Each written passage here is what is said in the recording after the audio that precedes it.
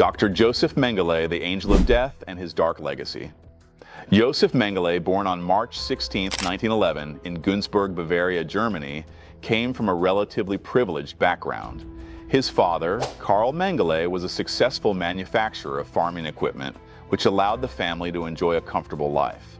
Mengele was the eldest of 3 sons, and from a young age, he was recognized as a bright and ambitious student. His academic interests leaned towards science, and he excelled in his studies. In 1929, he enrolled at the University of Munich to study philosophy and anthropology, before later transferring to the University of Frankfurt, where he completed his medical degree and a doctorate in physical anthropology in 1935. Mengele's academic work centered around the fields of eugenics and racial hygiene, both of which were integral to Nazi ideology. Eugenics, the study of improving the genetic quality of the human population, played a major role in the racial policies that the Nazi regime implemented during World War II. Mengele's research and his interest in hereditary biology laid the foundation for the horrific experiments he would later conduct at Auschwitz. During his studies, Mengele was influenced by the increasingly popular ideas of racial purity and superiority that were promoted by the Nazis.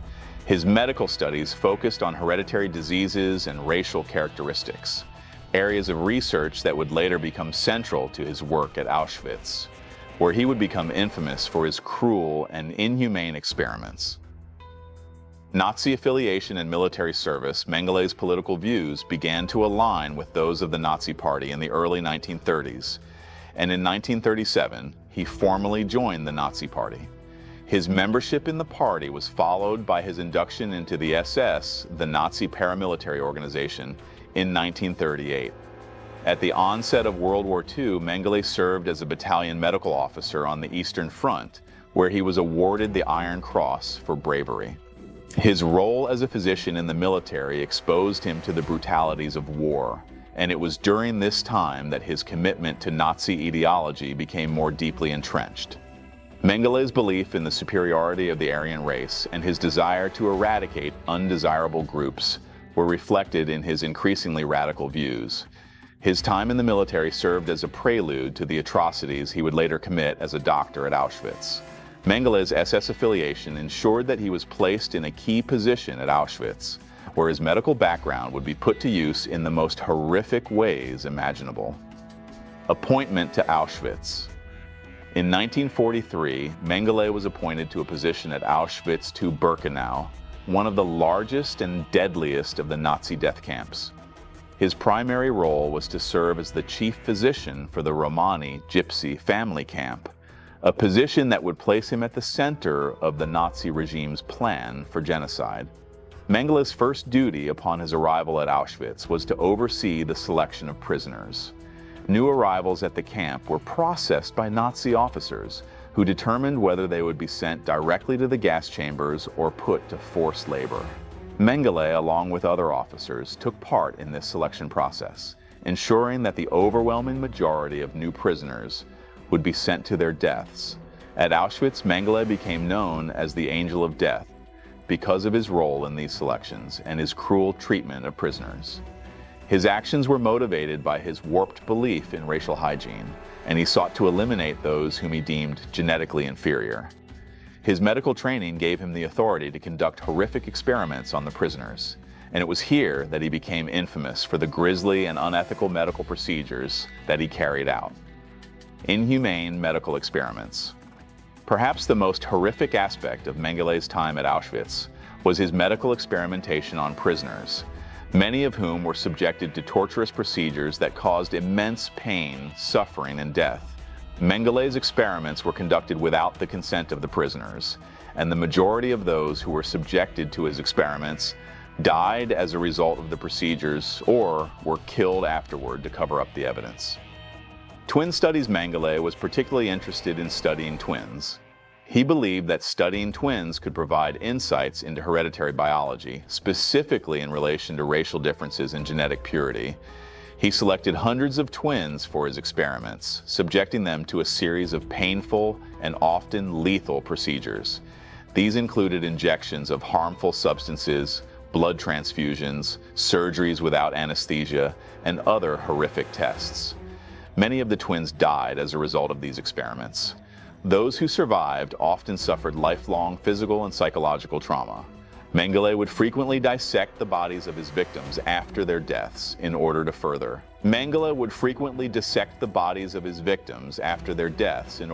his research.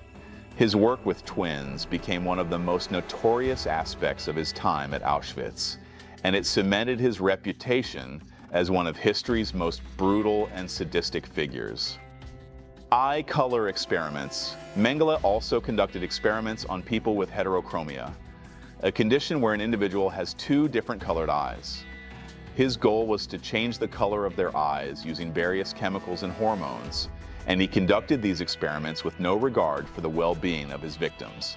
Mengele would inject prisoners' eyes with chemicals, causing excruciating pain and often permanent blindness. He also collected eyes from deceased prisoners to study pigmentation. These experiments were part of his broader interest in racial purity, as Mengele believed that eye color was an important marker of racial traits. The inhumane nature of these experiments, combined with the fact that they caused irreversible harm to the victims, has made them one of the most infamous aspects of Mengele's career. Other abnormalities. Mengele's obsession with eugenics also led him to conduct experiments on individuals with physical abnormalities, such as dwarfs, individuals with cleft palates, and those with other genetic conditions. He saw these individuals as ideal subjects for his pseudoscientific research, and he subjected them to various tests, including blood extractions, X-rays, and unnecessary surgeries. One of the most notorious cases involved the Auschwitz family, a group of 7 dwarfs who were spared from execution because of Mengele's interest in their condition. While they were not killed immediately, they were subjected to numerous medical procedures, including injections and surgeries, that caused immense pain and suffering. They survived the war, but the trauma they endured remained with them for the rest of their lives. Role in selections and mass murder. Mengele's role at Auschwitz was not limited to his medical experiments. He was also directly involved in the mass murder of thousands of people. His participation in the selection process upon the arrival of new prisoners ensured that those deemed undesirable by the Nazis would be sent to the gas chambers. Mengele's cold and detached demeanor during these selections earned him the nickname Angel of Death. Mengele took part in the selection process in which thousands of people were sent to their deaths. He would decide who would live to work in the camp and who would be killed immediately. Many prisoners were sent to their deaths in the gas chambers, while others were subjected to forced labor, where they would face extreme conditions that led to their eventual deaths. Mengele also oversaw the administration of Zyklon B gas in the crematoria, a key method of mass extermination at Auschwitz. His actions contributed directly to the deaths of hundreds of thousands of people. His ability to carry out these horrific tasks without any visible sign of remorse speaks to the extreme dehumanization that the Nazi regime instilled in its officers. Escape and life after the war. As Soviet forces advanced toward Auschwitz in early 1945, Mengele fled the camp to avoid capture. He was briefly captured by American forces, but was released because he was not immediately recognized as one of the top Nazi war criminals. Using false documents, Mengele managed to escape to South America in 1949, eventually settling in Brazil. Mengele lived in hiding for the rest of his life, using the alias Wolfgang Gerhard. Despite the efforts of Nazi hunters, including the renowned Simon Wiesenthal and the Israeli Mossad, Mengele was never apprehended. He continued to live in South America under various assumed names, evading justice for his wartime crimes. Mengele's evasion of justice for so many years remains one of the most tragic aspects of his story. He died on February 7, 1979, after drowning while swimming in the Brazilian town of Bertioga. His remains were eventually identified through forensic analysis in 1985, but by then, the man who had committed some of the most horrific atrocities in history had escaped punishment. Legacy and historical impact. Mengele's actions have left an indelible mark on history.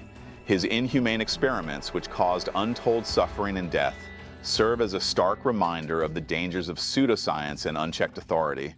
Mengele's work exemplifies the horrors that can be unleashed when individuals and governments prioritize racial purity over the sanctity of human life.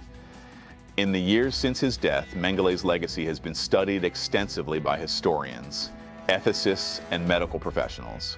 His role in the Holocaust continues to be a subject of intense scrutiny, and the survivors of his experiments, including the Auschwitz family and the twins who were subjected to his studies, have bravely shared their stories to ensure that the atrocities committed at Auschwitz are not forgotten. The moral and ethical lessons of Mengele's life and crimes are a powerful reminder of the need for vigilance in the face of oppression and the importance of safeguarding human rights, particularly in the field of medicine. The Holocaust and the actions of individuals like Josef Mengele are a somber testament to the dangers of unchecked power and the horrific consequences of dehumanizing others based on race, ethnicity, or perceived genetic inferiority.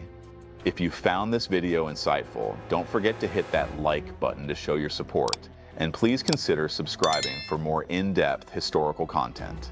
Share your thoughts in the comments, and let's continue this important conversation together. Thanks for watching, and stay tuned for more.